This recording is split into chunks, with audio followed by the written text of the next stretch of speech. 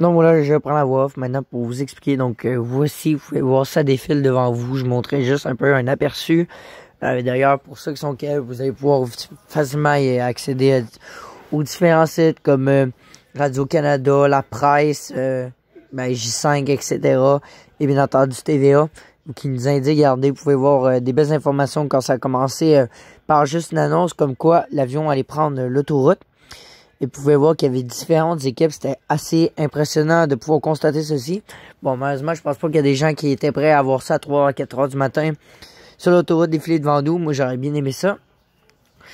Donc voilà, là, vous pouvez voir un petit peu. Là, c'était juste donner un petit aperçu comme ça. Là, vous pouvez pousser un peu voir là, pour ceux qui n'ont pas la chance. Donc là, ici, par exemple, là, vous en reconnaissez ici. Là, nous avons différentes images. Ça. Vraiment, c'est des images assez impressionnantes, ça. Bien heureux de les voir. Vous allez voir juste après une petite vidéo qui va défiler devant vous.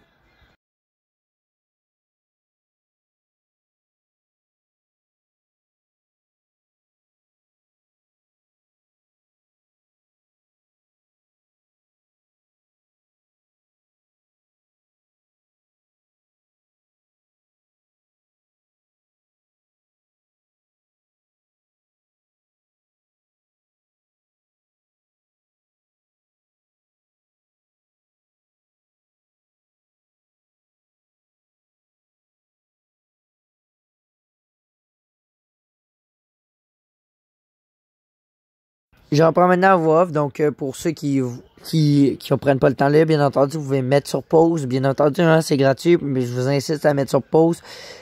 Pour ceux qui n'ont pas le temps, par exemple, je sais juste raconter, c'est ça, c'est assez simple. En gros, Trois-Rivières, Québec, l'avion qu'il a pris, vous pouvez voir, c'est assez un bon convoi, assez exceptionnel, comme on dit, avec une bonne traînée de police en arrière pour pouvoir s'assurer de la sécurité. Et la plus grosse partie, la plus impressionnante, bien entendu, le cockpit et une bonne partie. Ce que j'aurais bien aimé, moi, c'est voir la fameuse aile en arrière, là. L'aileron, ouais, ça a été assez hot de voir ça. Ouais, donc vous pouvez voir là, des bonnes vidéos comme on a pu voir avec différentes équipes sur place et passer les viaducs, ouais. Ouais, assez impressionnant.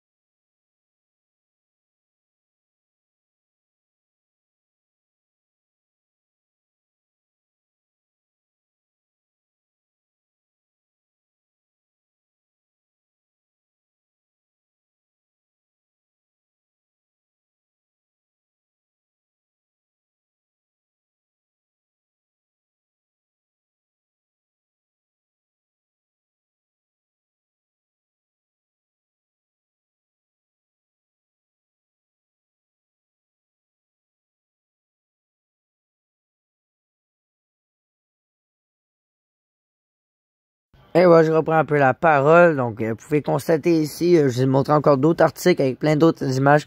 Comme vous allez voir, on peut être installé pour ceux qui habitent dans la ville de Québec, notamment comme moi, on a pu tous le remarquer, hein, maintenant, aujourd'hui, quand on passe devant l'aéroport, hein, il est facile à voir. Vous pouvez voir, j'adore les images, comment c'est impressionnant à voir. On verra quasiment jamais ça au Québec, on va se dire. C'est vraiment assez impressionnant, je crois, limite dans une dizaine de Boeing, là, qui assemblent un avion, là. Mais en fait, c'était juste pour la remonter à cause de la route. Donc, c'est ça, là, vous pouvez voir, quand elle est arrivé, c'était marqué comme un peu aérosec, mais vous allez voir, il y a en fait quelques changements. Vous allez voir ça plutôt vers la fin de la vidéo. Mais voilà, donc là, ça défile, ça défile. Et ouais, vraiment, les images sont juste assez incroyables, j'adore.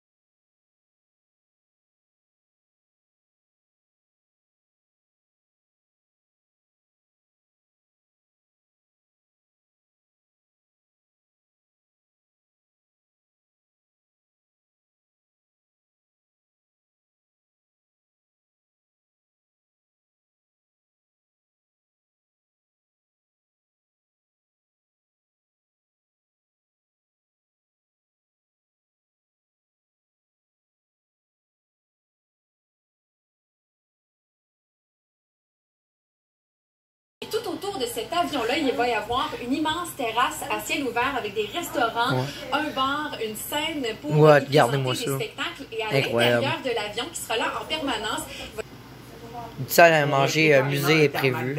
C'est pour ça que c'est en asphalte. Il y aura des lumières d'aéroport. On voit les fils sortir. Il va y avoir du marché.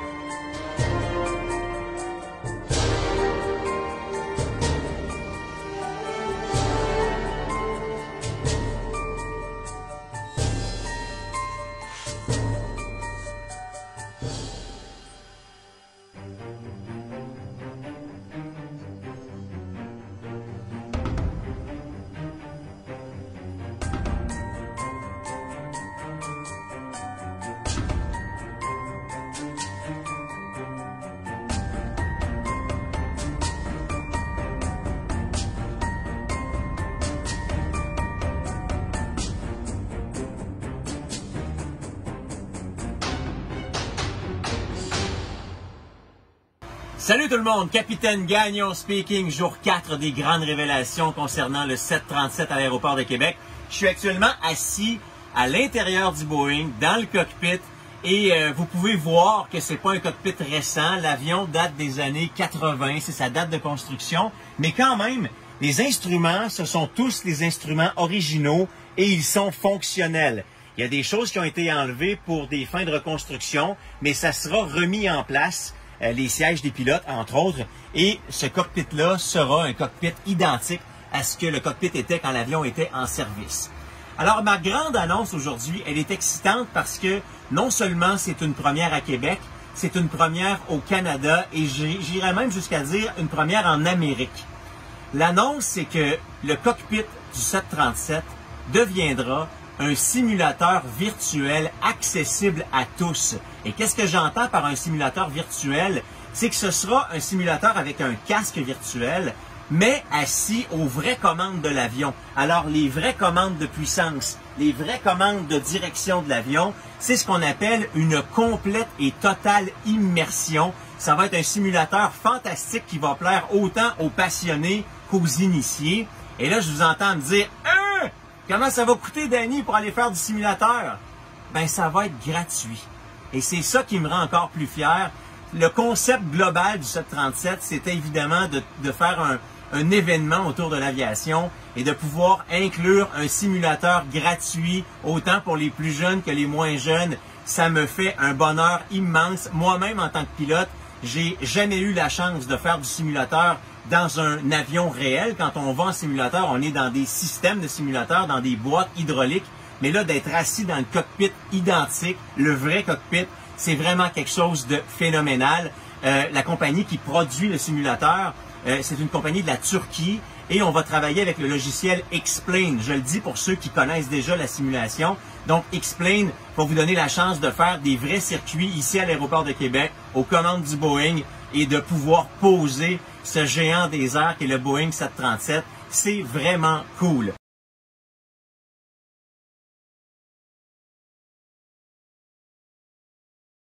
Salut tout le monde, Capitaine Gagnon speaking, sous le beau soleil de l'aéroport de Québec, la 5e journée des grandes annonces. On est encore sur l'aile du Boeing 737. Je vais vous montrer l'habillage qu'on est en train de faire au Boeing. Je vous montre pas tout l'habillage parce que je veux pas révéler tout le concept aujourd'hui, mais l'avion aura de nouvelles couleurs, évidemment, pour rendre justice à ce nouveau concept qui est le 737 ici à Québec. Il y a beaucoup de questions qui sont posées encore sur la page Facebook ou même via email à le737.ca et on m'a demandé de donner un peu d'informations sur l'histoire de l'appareil. L'histoire de l'appareil, il a été construit hier, je disais, dans les années 80. La date de production par Boeing, c'est 1984. Et quand cet avion-là a été construit, il a été construit pour la compagnie Delta, la compagnie américaine qui a acheté cet avion-là pour transporter des passagers. C'est pour ça qu'il a des hublots, parce que normalement, un avion qu'on appelle un freighter, un avion cargo, il n'y a même pas de hublot. Donc, quand on a livré cet avion-là en 1984 à Delta, c'était un avion de 120 sièges, passagers, et c'était un avion comme celui que vous prenez aujourd'hui pour aller dans le sud et faire des vols, disons, moyen courrier. En 1993, l'avion a été converti en avion cargo. Et c'est là qu'on a ajouté, je ne sais pas si tu peux montrer, Rémi, l'espèce de bande verte.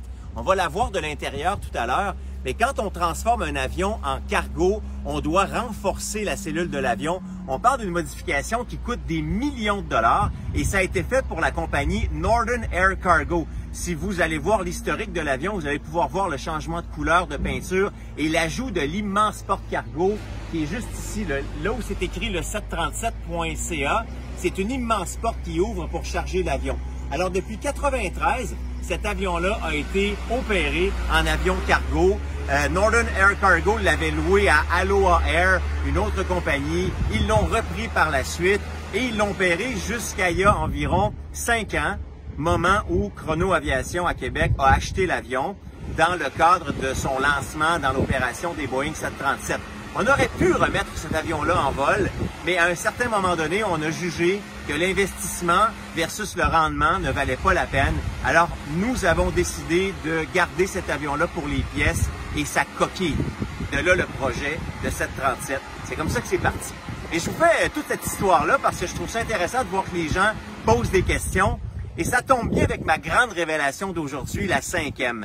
Parce que ma grande révélation concerne justement ce qu'on va faire avec l'intérieur de l'avion. Vous êtes plusieurs à vous être imaginé que ça allait être à l'intérieur qu'on allait manger puis avoir le restaurant. Vous n'êtes pas dans l'erreur, mais la vraie révélation, la 5e et la grande révélation d'aujourd'hui, c'est que cet avion-là va devenir un avion musée.